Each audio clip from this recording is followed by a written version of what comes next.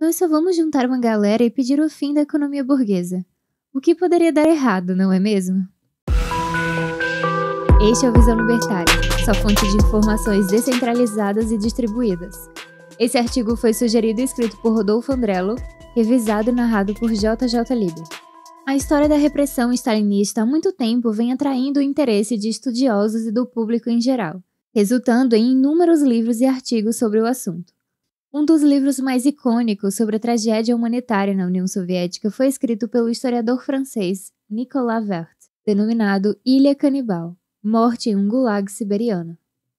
Como o próprio título já adianta, o livro aborda um dos mais perturbadores episódios da tirania socialista liderada por Stalin em seus asseclas, ocorrido na Ilha Nazino na década de 1930 e que resultou em um cenário de fome tão insuportável que as vítimas do Gulag comiam-se umas às outras no desespero por falta de alimento.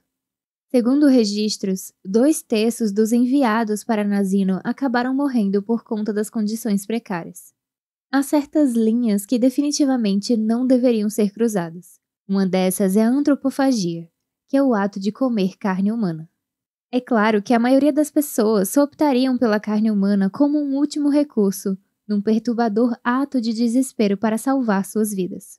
Como foi o caso dos sobreviventes do voo Força Aérea Uruguaia 571, que caiu na Cordilheira dos Andes em 13 de outubro de 1972.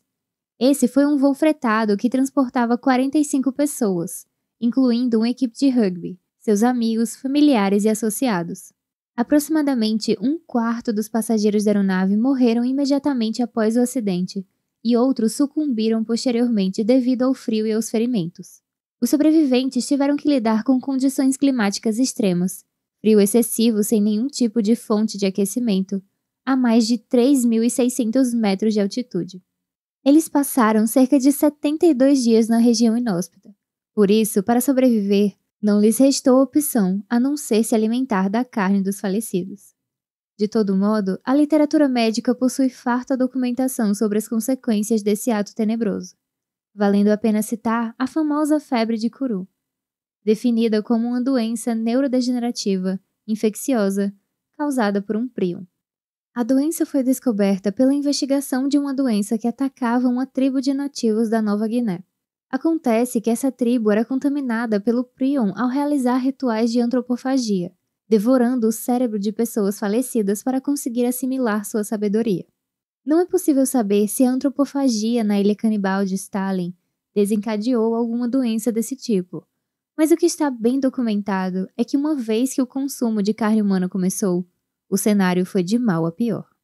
No início, as pessoas na ilha devoravam os cadáveres apenas para aplacar sua fome, mas após um tempo, também teve início a criação de gangues no território que atacavam as pessoas ainda vivas para devorar seus corpos.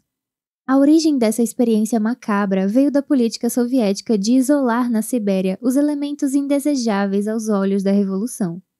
Esses elementos incluem presidiários que precisavam ser manejados para combater a superlotação carcerária, pessoas que violavam as restrições de circulação impostas com a política de passaportes, e também os famosos kulaks, expressão usada para identificar camponeses que eram contrários ao regime.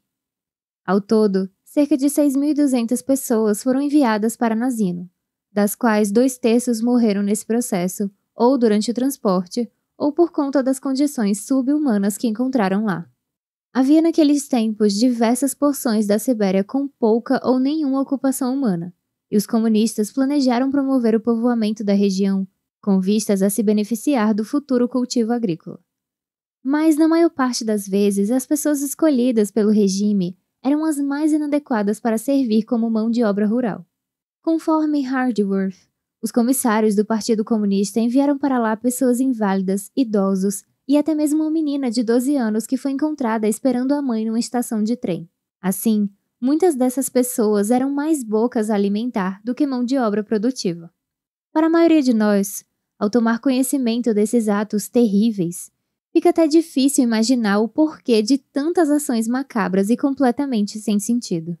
Uma possível explicação para essas detenções absolutamente sem critérios é oferecida pelo historiador Alexandre Solzhenitsyn, autor do livro Arquipélago Gulag, pelo qual recebeu um prêmio Nobel de Literatura. Segundo Solzhenitsyn, havia metas de prisões a serem cumpridas pelos oficiais comunistas, e dada a maquiavélica cadeia de incentivos, as forças de segurança acabavam por selecionar seus alvos de forma completamente aleatória e arbitrária, mesmo inclusive entre cidadãos comuns que jamais deram qualquer motivo para a detenção. Para Solzhenitsyn, havia muita pouca resistência oferecida por essas vítimas, pois elas simplesmente acreditavam que tudo era um engano e que o mal-entendido seria posteriormente resolvido. Porém, conforme podemos confirmar através de relatos de mortes entre os condenados apresentados no livro de Hardworth, no fim das contas, muitas dessas pessoas inocentes sequer tiveram a oportunidade de saber o motivo de estarem sendo presas. Eis um fato intrigante que vale a pena enfatizar. A doutrina comunista combatia ferozmente a crença religiosa, mas, ironicamente, ao mesmo tempo, os discípulos de Marx mostravam uma fé absoluta em seus próprios planos mirabolantes de reforma social. E por mirabolantes, estamos falando do envio de pessoas para ocupar a Sibéria, recebendo no máximo um punhado de farinha que eles teriam de misturar com a água do rio para poder cozinhar. E se não bastasse, os prisioneiros ainda eram fustigados pelos guardas da ilha, que agiam de forma mais abjeta, extorquindo roupas dos colonos e até atirando em alguns por simples esporte. Infelizmente, essa não era a primeira nem a última vez que o comunismo provocaria cenas de fome e canibalismo. Conforme o historiador britânico Orlando Figes documenta, as mães, para alimentar os seus filhos, decepavam os membros de cadáveres e ferviam a carne. As pessoas alimentavam-se de seus próprios parentes, e com frequência até mesmo bebês, já que eram menos resistentes à fome e às doenças, além de possuírem uma carne mais macia. Não sei como tem gente que ainda defende o comunismo. Talvez em algum momento você já tenha se perguntado sobre a origem daquele dito popular que diz que comunistas comem criancinhas. Bem, agora você já sabe a origem dessa lenda urbana, que infelizmente revelou-se como sendo muito mais do que uma mera anedota. Quantas vezes esses episódios vergonhosos ocorreram? Bem, isso é difícil dizer, mas somando a grande fome dos anos 1920 e 22, com o processo de coletivização das fazendas ucranianas, e episódios tais quais a Ilha Nazino que ocorreram em 1933, só podemos infelizmente constatar que tais atos odiosos foram bem mais do que meras eventualidades. O experimento da Ilha Canibal de Stalin é antes de tudo a demonstração da futilidade e do fracasso definitivos do planejamento da União Soviética. Embora estivessem operando uma máquina de moer carne humana, literalmente, as autoridades soviéticas tomavam as taxas de mortalidade extraordinárias como um mero contratempo da marcha histórica em direção ao comunismo. Vale lembrar que essa marcha histórica era impulsionada pela fé na ciência e no progresso. Sim, sempre a ciência, e considerada como um sacrifício necessário na luta implacável pela revolução. Mas isso em nada absolve os tiranos soviéticos. Na verdade, os maiores absurdos já realizados pelo ser humano foram constantemente justificados como sacrifícios em nome de um bem maior. Onde será que eu já ouvi isso, hein? Enfim, curiosamente, nós temos visto nos últimos tempos um fortalecimento desse discurso conhecido como autoritarismo necessário, assim como um cientista soviético sem orelhas falou recentemente. Infelizmente, os libertários têm constituído uma das poucas vozes a se levantar contra essa marcha rumo ao abismo. De qualquer forma, resta evidente que nenhuma tirania deve ser tolerada, por mais que os tiranos proclamem estar agindo em nome da coletividade e do interesse público. Aliás, um bom complemento para quem procura saber mais sobre esse período trevoso da história humana pode ser encontrado em nosso vídeo, A Luta contra o Esquecimento dos Expurgos Stalinistas, cujo link você poderá encontrar na descrição desse vídeo. Não deixe de conferir.